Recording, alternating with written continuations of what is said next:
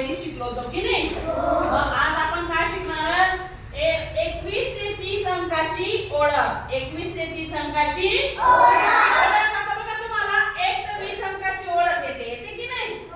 1 ते 20 अंक तुम्हाला तोंडी बोलायला लावले तर तुम्हाला 1 ते 20 अंक येतात.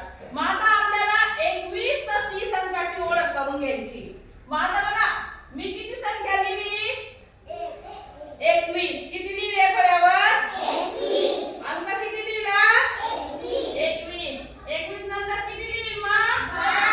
22. 22 नंतर 23 नंतर 24 नंतर 25 नंतर 26 नंतर 27 नंतर 28 नंतर 29 नंतर 30. म्हणजे आपल्याला हे अंक जर मी फळ्यावर तुम्हाला लिहूनही दिले तर तुम्हाला ते अंक वाचन करता यायला पाहिजे, ती संख्या वाचन करता यायला पाहिजे की नाही?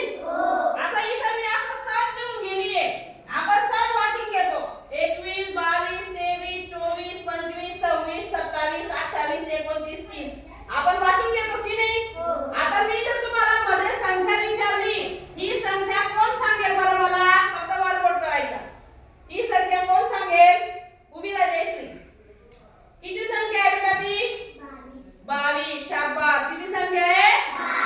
22. त्याच्यानंतर आता मी ही संख्या लिहिली. मला कोण सांगून दाखवेल? फक्त वरबोट करायचा आहे. उभी राहा बेटा. किती संख्या आहे? 23 लिहिली का मी? नाही. कोण सांगतं बरं बरोबर? उभी राहा देविका. किती संख्या लिहिली बेटा मी?